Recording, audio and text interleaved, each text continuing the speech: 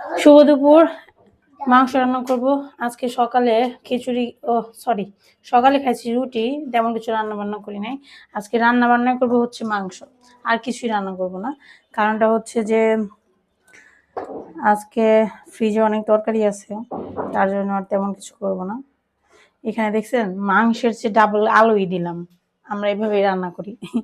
আমরা বলতে আমি আর কি, কারণ হচ্ছে সার বাবা মাংসের ঝোল পছন্দ করে না, তাকে শুধু দিতে হবে আলু। আজকে হচ্ছে আমি কি করবো বলেন তো, ফ্রিজে যে মশলাগুলো আমার জমানো আছে সব মশলা দিয়ে রান্না করব। জানি না এখানে কি আছে আর কি নাই, যা আছে তাই দিয়ে রান্না করব। মশলা বাড়তে ইচ্ছা করতেছে না, অলসতা লাগতেছে, মাঝে মাঝে রান্না করতে ইচ্ছা করে না।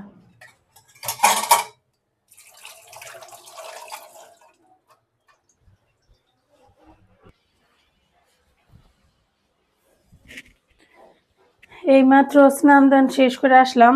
ভাবলাম যে আজকে যেহেতু ফ্রিজে তরকারি আছে তাই রান্না বান্না তেমন একটা করব না। এখানে দিলাম হচ্ছে এখন এই যে 1 চামচের মতো লবণ, তারপর হচ্ছে হলুদের গুঁড়া, মরিচের গুঁড়া সব দিয়ে দিব। গতকালকে ইলিশ মাছের তরকারি আছে, ইলিশ মাছ দিয়ে তরকারি রান্না করছিলাম ফুলকপি দিয়ে। ঈশান তুমি এখান থেকে যাও, যাও যাও যাও, টিভি দেখো, যাও, ডিস্টার্ব করো না আমাকে। আমি দেখো না ভিডিও বানাইতেছি। একটু বেশি করে মরিচের গুঁড়া দিলাম। এখন মাইখে বসাই দিব। পেঁয়াজ কুচি দিব, তবে হচ্ছে ভেজে দিব। আজকে সকাল থেকে ভিডিও করার খুব একটা মুড ছিল না আমার, এর জন্য করি নাই। মাঝে মাঝে আপনাদের রেস্ট দেওয়ার দরকার আছে। আপনারা তো আমার ভিডিও দেখতে দেখতে বিরক্ত হয়ে যান মাঝে মাঝে, মাঝে মাঝে, তাই না? রেগুলার একই ভিডিও শেয়ার করি আপনাদের সাথে, পারি তো না কিছু, আবার ইউটিউব করতে আসছি। কি করবো বলেন, সাধারণ মানুষ, আর কিছু পারি না। আপনাদের সাথে কোনো ক্রিয়েটিভিটি শেয়ার করতে আপনাদের সাথে কোনো ক্রিয়েটিভিটি শেয়ার করার মতো ক্ষমতা তো নাই ভিতরে, ক্রিয়েটিভিটি একদম জিরো আছে। খালি মুখ, মুখ দিয়ে খালি একটু কথা বলতে পারি, তাও ভালো করে বলতে পারি না। দেখা যায় যে ঠিক মতো সুন্দর করে বলতে পারি না, মানুষের খারাপ লাগে আমার মুখের কথা শুনলে। এটা শুধু আমি কিন্তু কাউকে ব্লেম করতেছি না, এরকম না যে আমি আপনাদেরকে ব্লেম করতেছি না, সেটা না, আমি বাস্তবতা দেখে বলতেছি। অনেকে বলে আমি নাকি ভালো করে কথা বলতে পারি না, আমার কথার মধ্যে কোনো সৌন্দর্য নাই, তারপরে হচ্ছে আমি কথা বললে সেটা শুনতে ভালো লাগে না, মানে রুডলি কথা বলি অনেকেই বলে। কিন্তু এই চরিত্রটা আমার অনেক আগে থেকে, ছোটবেলা থেকেই। এই যে নিয়ে অভিযোগ হচ্ছে শুধুমাত্র বাইরের মানুষেরই। আমার মা বাবা তো জানে আমি এরকম কথা বলি, আমার ভাইও জানে, আমার হাজবেন্ডও জানে আমি যে এরকম টাইপের মানুষ। তারা আমার সাথে থাকতে থাকতে অভ্যস্ত হয়ে গেছে। কিন্তু যাদের সাথে অচেনা অপরিচিত মানুষ কথা বললে তারা ভাবে যে আমি মনে হয় যে খারাপ ব্যবহার করতেছি বা রাগ করতেছি, কিন্তু এরকম না। কিছু কিছু মানুষের চরিত্র কিন্তু এরকম থাকে, কিছু করার থাকে না। তো মাংস মাখানো হয়ে গেছে, পেঁচাল পাততে পারতে হাতটা ধুয়ে নিলাম। রান্না করবো আর থালা বসানো হবে, রান্না করবো আর থালা বসানো হবে। তো ভাতটা বসাই দিব এক পাশে, আর এক পাশে মাংস বসাই দিব। তো আমি হচ্ছে এখন পেঁয়াজটা কেটে নিব, পেঁয়াজ কাটা হয়নি আমার। আগে আমার মার সাথে আমার, আগে বললে ভুল হবে, বিয়ের পর তো একটু দেখা যায় মানুষের সাথে একটু বেশি কথা বলা হয়, আগে তো আরো কম বলতাম। কম কথা বলাই ভালো, তাই না বলেন? কম কথা বললে মানুষ বলে কম কথা বলি, বেশি বললে মানুষ বলবে বেশি কথা বলি। আবার আসলে এক এক মানুষের চরিত্র এক এক রকম, মানুষকে বোঝানো যায় না। আপনারা হয়তো ভাবছেন যে কথাগুলো হঠাৎ করে কেন বললাম, কেউ কিছু বলছে কিনা। কেউ কিচ্ছু বলে না, এমনিই বলতে ইচ্ছা করলো। আমি নিজেই তো জানি আপনাদের বলতে হবে কেন। পেঁয়াজ কাটতেছি, পেঁয়াজ কাটা হয়ে গেলে মাংস বসাবো। সারা গেছে ড্রয়িং ক্লাসে, সারার বাবাও গেছে ড্রয়িং ক্লাসে, আমি আর ঈশান এখন বাসায় আছি। আপনারা এর আগে একটা ভিডিওতে একজনে বলছিল যে আমরা বাচ্চাদেরকে শুধুমাত্র টিভি দেখাই আর হচ্ছে স্কুলে নিয়ে যায় আর আসে, আর কোনো অন্য কোনো অ্যাক্টিভিটি বা অন্য কোনো কাজে দিই না। আসলে ব্যাপারটা ওইরকম না। আমি সারাকে ড্রয়িংয়ে দিয়ে রাখছি, ও ড্রয়িংটা করে, পছন্দ করে। কিন্তু বাচ্চাদের কি বলেন তো, যে জিনিসটা আপনি শিখাবেন সেইটার প্রতি আগ্রহ থাকবে না, কিন্তু আপনি না দিতেন তাহলে ঠিকই আগ্রহ থাকতো। যেমন ঈশানের, সরি, সারার হচ্ছে ড্রয়িংয়ের প্রতি আগ্রহ ছিল দেখে আমরা ড্রয়িং এর জন্য আলাদা করে দিছি আর কি। স্কুলে ড্রয়িং শেখাই, তারপরেও দিয়ে রাখছি, হয়ে গেছে। কিন্তু এখন দেখেন উনি খুব একটা আগ্রহী না ড্রয়িং করতে।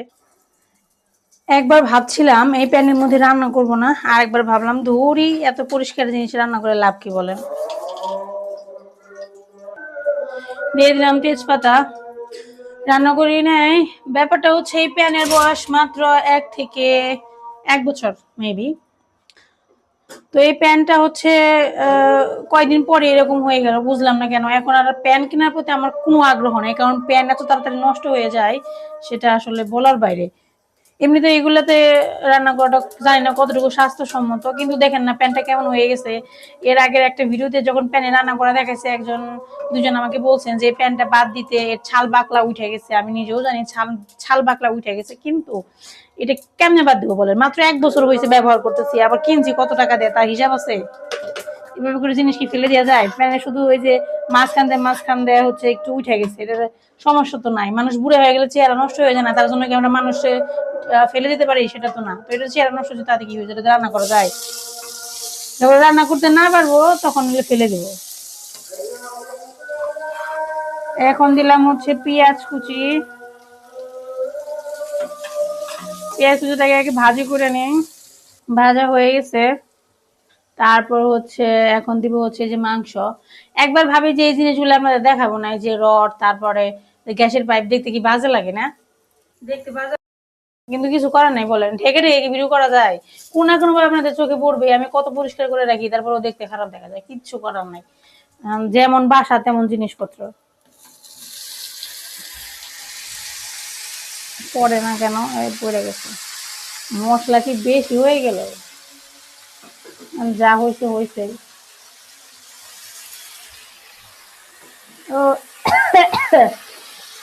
অনেক সুন্দর গান বের হয়েছে, বুঝছেন? মনে হয় আজকে রান্নাটা খুব ভালো হইব। সারামনি এসে বললো অফিস থেকে। এটা তোমার অফিসে? ওইদিকে দেখাও। দেখি। বাবা, একমাত্র আমার মেয়ে আমার ভালোবাসা, কেউ দুনিয়ায় ভালোবাসা। টাকা তো তোমার কাছে সবসময় থাকে, তাই কি তুমি আমার জন্য হাতে করে একটা গিফট নিয়ে আসো? কখনো আনছো? আজ পর্যন্ত কোনোদিন আনছো? কোনোদিন তুমি আনছো নাকি সেটা বলো। আনলে না করুন কে? এই যে সারা আনছে, আর সারা আনে কইলাম তো তুমি এটা আনতা, তাহলে কইতাম ঠিক আছে। তুমি কিন্তু অবশ্যই সারা বল, তোমার বলছে।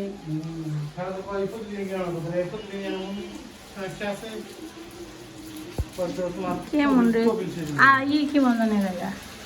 ওই জায়গা দিকে আলো আসে না, ভিডিও সুন্দর হয় না।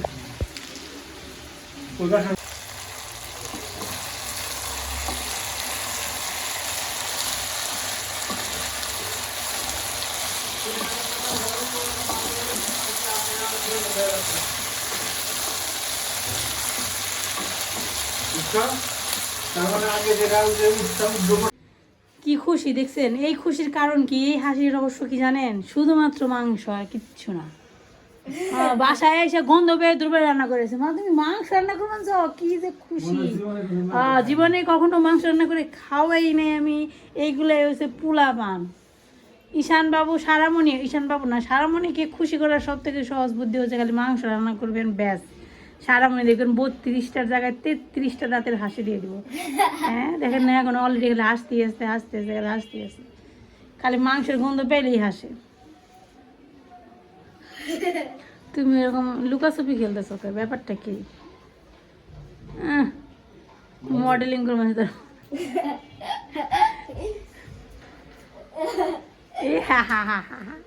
তা যাই হোক, মাংসের পরিবর্তে আমি একটা গিফট পাইছি। সারামণি আমার একটা চকলেট গিফট করছে, তার জন্য আমি অনেক ধন্যবাদ। ঠিক আছে, তার জন্য কিন্তু আমি অনেক ধন্যবাদ। তুমি আমার চকলেট গিফট করছো। আমার তরকারি পুড়ে গেল, নাড়া দিয়ে আসি। এসে বলছি রান্নাঘরে, দেখেন মাংসটা কষানো হয়ে গেছে, লেগেও দিয়ে গেছে।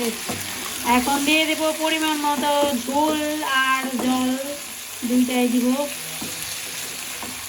আমাদের এই ঢাকা শহরে, সরি একটা ভুল কথা বলে ফেললাম। আমাদের ঢাকা শহর না, বাংলাদেশের ঢাকা শহরে ছাল সহ মুরগি কিনতে পাওয়া যায় না। পাওয়া যায়, কিন্তু আমার স্বামী আনে না। ছাল সহ মুরগি খেতে খুব ভালো লাগে, কিন্তু আনে না। কি করব? মাংস রান্না করি আর ভাবি একটু যদি ছাল থাকতো, মানে চামড়া থাকতো, তাহলে কত সুন্দর তেল উঠতো, কত ভালো লাগতো খাইতে। এটা রান্না করার সময় সবসময় এই জলটাই ব্যবহার করি আমি। আমি খুব স্বাস্থ্য সচেতন মানুষ, শুধুমাত্র এই ক্ষেত্রেই। দিয়ে দিলাম জল, একটু পরে টকবক করে ফুটবো, একটু গরম মশলা গুঁড়া দিন, ব্যাস হয়ে গেল মাংসের তরকারি।